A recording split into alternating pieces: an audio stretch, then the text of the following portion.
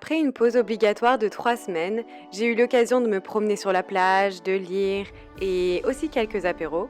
L'Espagne n'était plus en quarantaine. Je pouvais donc traverser la frontière et repartir depuis Saint-Jean-Pied-de-Port. Pour bien commencer cette vidéo, je dois vous avouer que j'ai perdu tous les fichiers de ma première et ma troisième journée. Donc voici quelques photos que j'ai prises en montant avec un pèlerin british que j'ai rencontré à Saint-Jean-Pied-de-Port, avec qui j'ai fait un petit bout de chemin jusqu'au refuge d'Orisson. Bonjour tout le monde, avec ce lever de soleil magnifique depuis ma tente. Ça y est, c'est le moment de partir du refuge d'Orisson. Allez, donc aujourd'hui, on a au programme 17 km et 100 mètres pour arriver jusqu'à Roncevaux. Allez, c'est parti. Bon, même si la vidéo fait pas trop justice, je peux vous avouer que ça monte, hein. Même à partir d'ici. Allez, un dernier petit regard sur les montagnes. Waouh, c'est magnifique. Franchement, si vous pouvez vous arrêter au refuge d'Orisson, c'est vraiment, vraiment le top et les gens sont hyper gentils en plus. Donc aujourd'hui, on va traverser les Pyrénées. On va monter en haut de la montagne et on va descendre de la montagne. Donc je viens d'en bas, j'ai monté toute cette route. J'ai continué. Ah super, ma caméra fait pas la mise au point. Et là, j'ai monté jusqu'ici. On dirait pas comme ça, hein, mais je peux vous assurer que ça monte. Et on continue bien sûr à monter. Allez, c'est parti.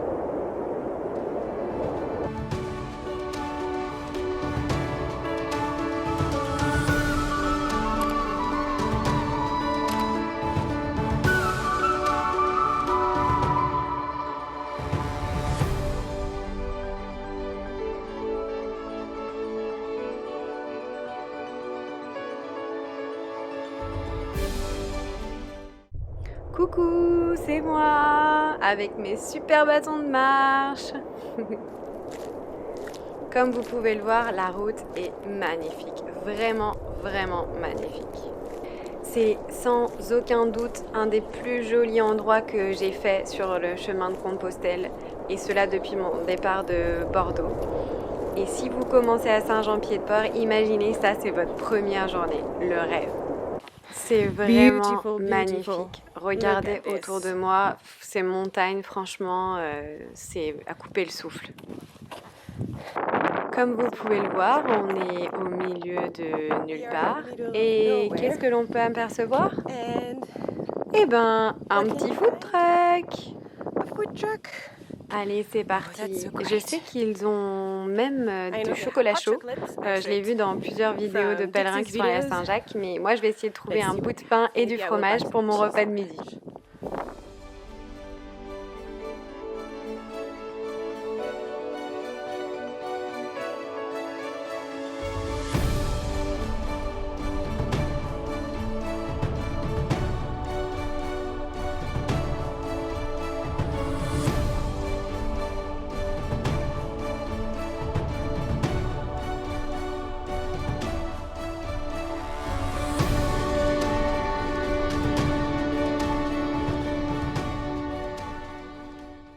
Donc ici, je suis sur le vrai chemin de Compostelle et non pas sur le GR12. En effet, la maison du pèlerin de Saint-Jean-Pied-de-Port conseille plutôt aux pèlerins, après être arrivé au col de Roncevaux, d'aller à droite et de prendre le GR12 car il n'est pas toujours praticable. Mais j'ai rencontré des Espagnols qui montaient et qui m'ont dit qu'il n'y avait pas de boue, pas de cailloux, donc super, j'ai pris ce chemin. Alors les deux avantages de ce chemin, c'est que un, il y a beaucoup d'ombre et deux, il est plus court. Donc voilà, autant descendre par celui-là.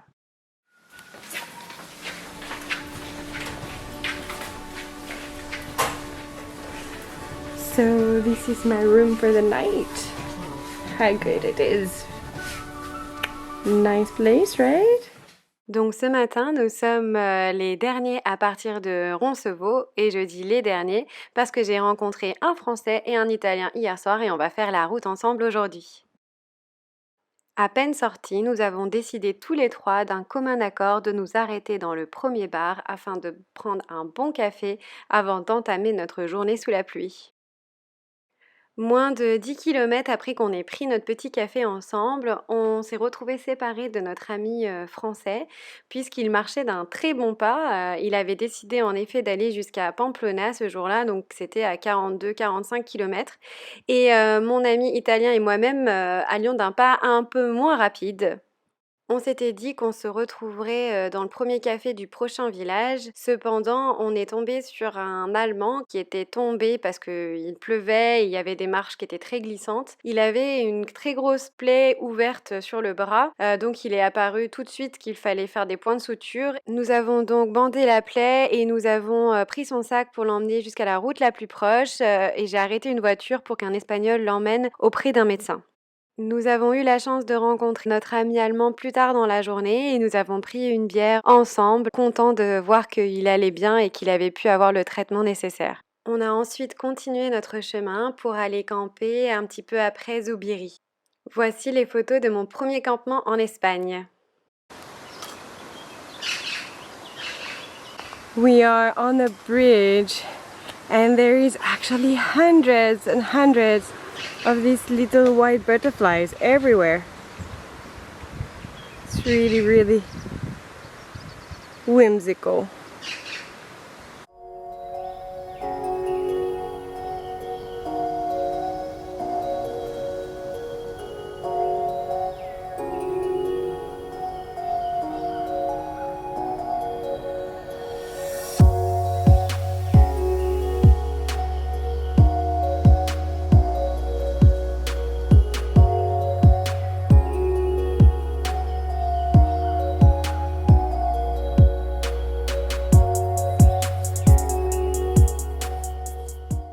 Voilà, je pense que là on est en train d'arriver à Pamplona. C'était vraiment un chemin très très beau, avec beaucoup d'ombre heureusement, et j'ai vraiment hâte de découvrir cette ville magnifique. Et je dois bien vous avouer, boire une petite bière aussi.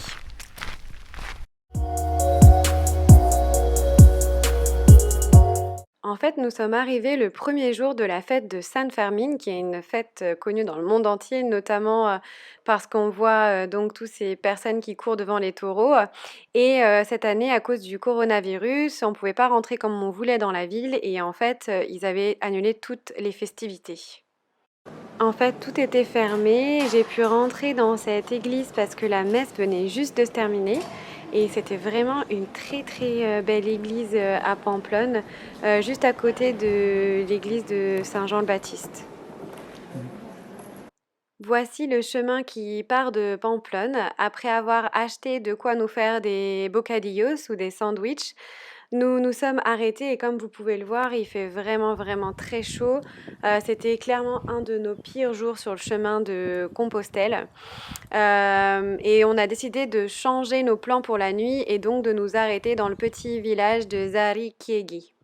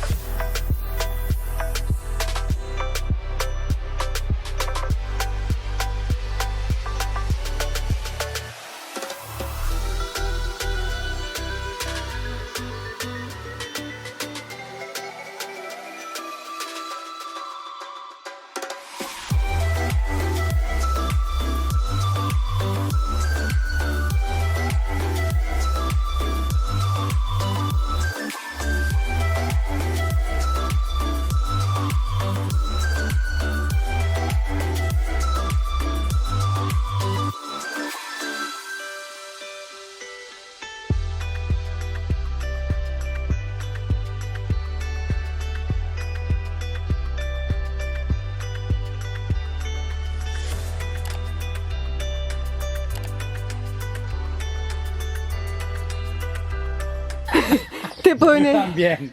Ostia, te pone nel medio. Sono le 10, faccio questo video solo per voi, 10 la mattina. Hai vino tinto! E guardate.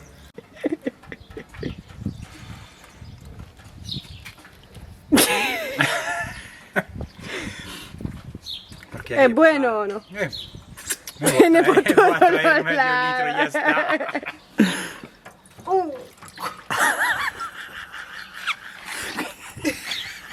Para!